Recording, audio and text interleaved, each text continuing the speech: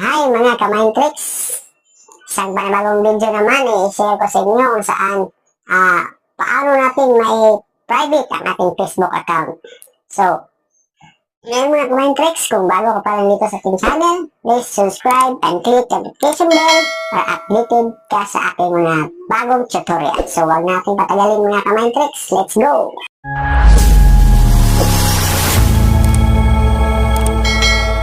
Gagawin is kailangan muna natin i-update yung ating Facebook application in case man na hindi pa updated.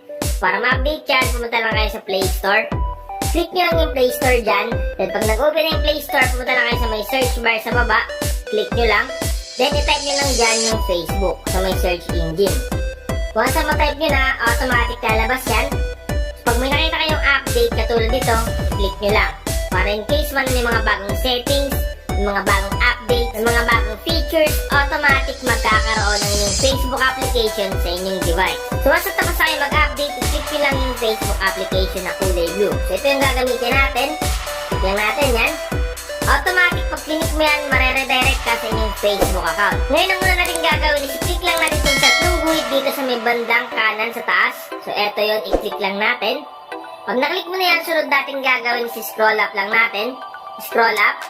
Hanapin lang natin dito yung settings and privacy. So eto yun, click lang natin itong settings and privacy. Pag naklik mo yung settings and privacy, dito na tayo mapupunta. Sunod natin gagawin is i-click lang natin itong settings dito sa baba. Itong settings, click lang natin yan. At pag naklik mo yung settings, dito na tayo mapupunta. Sunod natin gagawin is pumunta tayo sa may tools and resources. So eto yun, tools and resources. Sa baba niyan, merong nakalagay na privacy checkup. So eto yun, i-click lang natin itong privacy checkup dito. Pag naklik mo yung privacy checkup, dito na tayo mapupunta. Una muna natin gagawin is mag-setup tayo dito sa may who can see what you share. So eto yun, yung kulay orange dyan at may babae dyan, i-click lang natin. So pag naklik mo na, dito tayo mapupunta. Sunod natin gagawin is i-click lang natin ito sa baba na continue. Click continue. Then pag naklik nyo na yung continue, dito na kayo mapupunta. So dito para ma-private, una yung gagawin natin is dapat naka-only mo yung ating email para tayo lang yung makakakita. So para ma-private yan, click lang natin itong only me dito sa pinakababa. Piliin natin yan. Then sunod dito naman sa may birthday. So kung gusto nyo makita yung birthday nyo ng kaibigan nyo or mga friends nyo sa Facebook, pwede nyo i-set up sa friends. Piliin nyo yung friends dyan. Pero kung ayaw nyo naman at gusto nyo kayo na yung nakakaalam, walang problema, set up mo lang sa only me. So ako, pipiliin ko dito is only me. Click ko lang. Then same din dito. So only me din yung pipiliin ko. So ganun lang yung mga ka-Mindtricks, nasa sa inyo yun. Nakadepende sa inyo kung ano yung pipiliin nyo, kung friends nga ba or only me. Then dito naman sa may friends and following. So who can see your friend list on your profile. So dito, click natin itong down arrow. So yung pipiliin ko dito mga ka-Mindtricks, syempre, dito ako pipili sa only me. Kasi nga, dapat ako lang yung nakakakita para private yung ating Facebook account. Then dito naman sa who can see the people pages and list you follow. So syempre, only me din. Para ako lang din yung nakakakita ng mga list na pinafollow ko. Okay? So only me. Then pag setup na natin sa only me, click next. Okay? So dapat only me lahat yan. Dito sa may unang setup natin. Click next. Then sunod dito naman tayo sa may default audience. Click mo lang itong down arrow dito sa katabi. Click mo lang. Then dito naman kayo bahala kung gusto nyo makita ng friends nyo, yung mga picture post nyo, or kung only me lang yung pipiliin nyo. Pero para sa akin, pipiliin ko lang dito yung friends. Okay? So click lang itong friends dito. So ngayon back lang natin siya. Sunod dito naman tayo sa may stories. So dito sa stories, syempre nakasetup yan sa friends. So kasi pag only me lang, sayang ng pagmamindhin mo kung ikaw lang yung makakakita. So syempre, makikita dapat ng mga friends mo lang.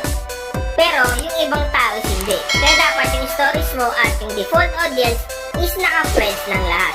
So once na ma-setup mo na dito sa may default audience at stories, i-click mo lang dito sa baba yung next. Okay? So click next. Click nyo lang dyan yung next button. So sa akin, next ko na yan. Then pag naklik mo na, automatic you're all set na. So ibig sabihin lang, okay na. Sunod natin gagawin is i-click mo lang tong review another topic. Click natin. Susunod, pagtapos na tayo mag-setup dito sa may who can see what you share, is dito naman tayo sa may how people can find you on Facebook. So ito yung pangalawang isi-setup natin. Click lang na itong how people can find you on Facebook.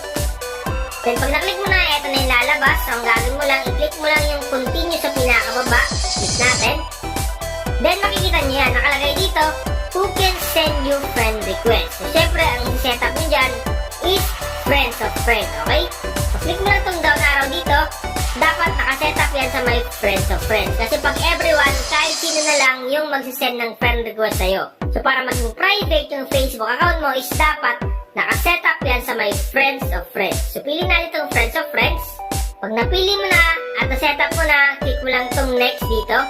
Click natin. Then, sunod dito naman tayo sa my who can we suggest your profile to base on your phone number or email address.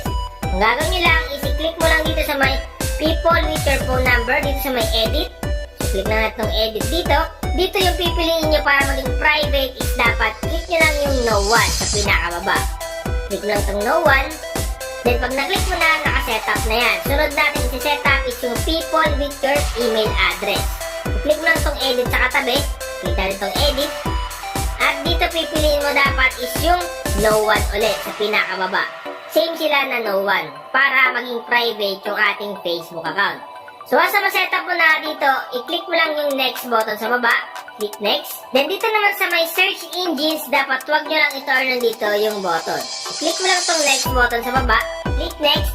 At automatic, you're all set na ulit. Ibig sabihin lang, na-setup mo na dito yung mga settings. So, yung dalawa na yun, yung sinetup natin, yun lang yung sisetup natin ngayong 2025 para maging private yung ating Facebook account. Okay? So, yung isi-setup nyo lang is yung who can see what you share at yung how people can find you on Facebook. So, etong dalawa lang ang isi-setup natin para automatic private na yung ating Facebook account. So, dati kasi sinesetup pa natin dito sa may pangatlo. So, ngayon sa 2025 is dalawa lang dapat. Automatic private na yung Facebook natin pag sinetup natin yung dalawang yan. So, sa mga natulungan ng vlog ko ngayon, pakishare naman ang aking video sa inyong mga kaibigan, kamag-anak, tropa, kapuso at kahit ano mo pa yan. Share mo din sa kanila para malaman din nila kung paano mag-private ng Facebook account nila ngayong 20.